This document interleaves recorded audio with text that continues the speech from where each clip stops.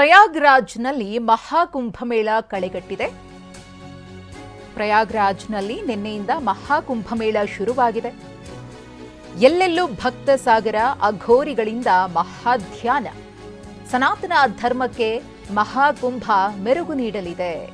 TV9ಗೆ ನಾಗಾಸಾಧು ಮಹಾರಾಜ್ ಹೇಳಿಕೆಯನ್ನ ಕೊಟ್ಟಿದ್ದಾರೆ. ನಾಗಾಸಾಧುಗಳಿಗೆ ವಿಶೇಷವಾದ ಶಕ್ತಿ ಇದ್ದೇ ಇರುತ್ತೆ. ಕಠಿಣ ತಪಸ್ಸಿನಿಂದ ನಾಗಸಾಧುಗಳು ಶಕ್ತಿಯನ್ನು ಪಡೆದಿರ್ತಾರೆ. ಭಕ್ತರು ಯಾರು ಆಶೀರ್ವಾದವನ್ನ ಪಡೆದುಕೊಳ್ಳಲು ಬರ್ತಾರೆ ಅವರಿಗೆ ನಮ್ಮ ಆಶೀರ್ವಾದ ಇದ್ದೇ ಇರುತ್ತೆ ಅಂತ ಹೇಳಿದ್ದಾರೆ ನಾಗಸಾಧುಗಳು.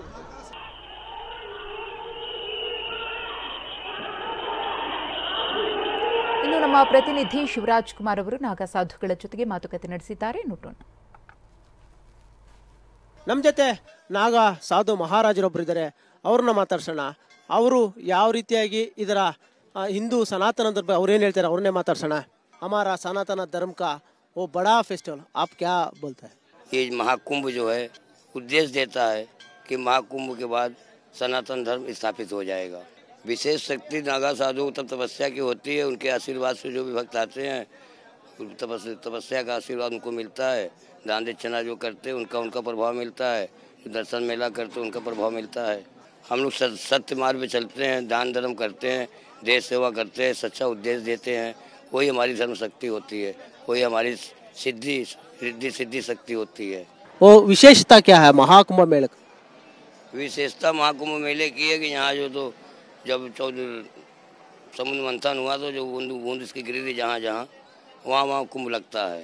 मेन महत्व उसका यही है कि जो बूंद गिरी थी उसका रसपान करने के लिए हमारे साधु संत देव देवता 33 करोड़ और ये जितने भी हमारे सनातन धर्म के हैं वो सब इस पर्व पे आकर उसका रसपान करते, उसका लाभ उठाते हैं.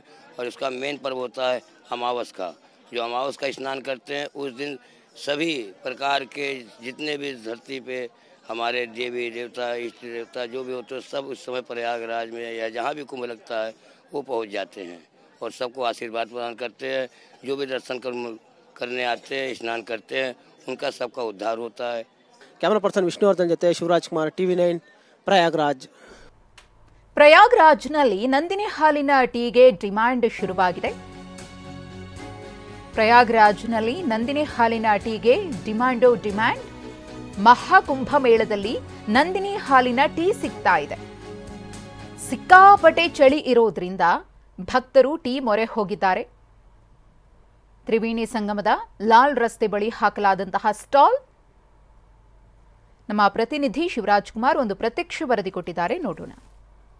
ಇಡೀ ವಿಶ್ವವೇ ಈಗ ಉತ್ತರ ಪ್ರದೇಶದ ಪ್ರಯಾಗ್ರಾಜ್ನತ್ತ ನೋಡ್ತಾ ಇದೆ. ಯಾಕಂದ್ರೆ ಹಿಂದೂಗಳು ಅತಿ ದೊಡ್ಡ ಉತ್ಸವ ನಡೀತಾ ಇದೆ. ತ್ರಿವೇಣಿ ಸಂಗಮದಲ್ಲಿ ಶಾಹಿ ಸ್ನಾನ ಮಾಡಕ್ಕೆ ಕೋಟ್ಯಾಂತರ ಭಕ್ತರು ಬರ್ತಾ ಇದ್ದಾರೆ.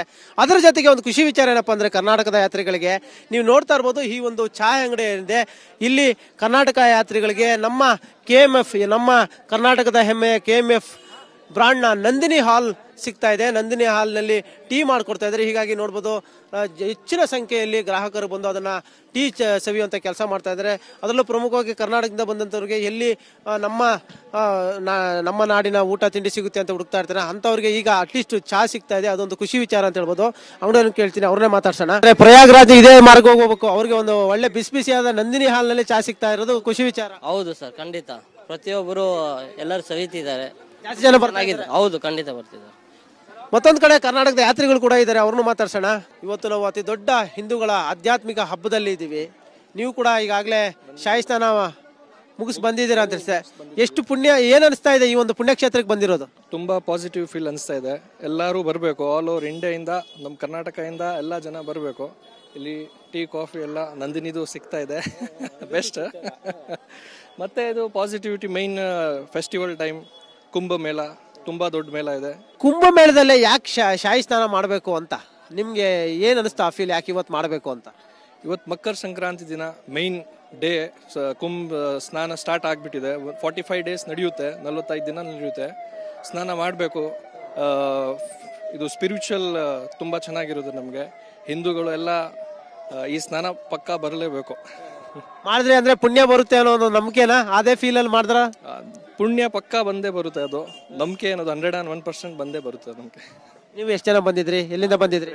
ಬೆಂಗಳೂರಿಂದ ಬಂದಿರೋದು. ಇಲ್ಲ ಬರೀ ಇಬ್ರೆ. ಅಕ್ಕ ತಮ್ಮ. ಎಲ್ಲ ಒಂದ್ ಕಡೆ ಈಗಿನ ಸ್ವಲ್ಪ ಜನರೇಷನ್ಗೆ ಆಧ್ಯಾತ್ಮಿಕ ಒಲವು ಕಡಿಮೆ ಅಂತವ್ರಿಗೆ ಏನ್ ಹೇಳ್ತೀರಾ?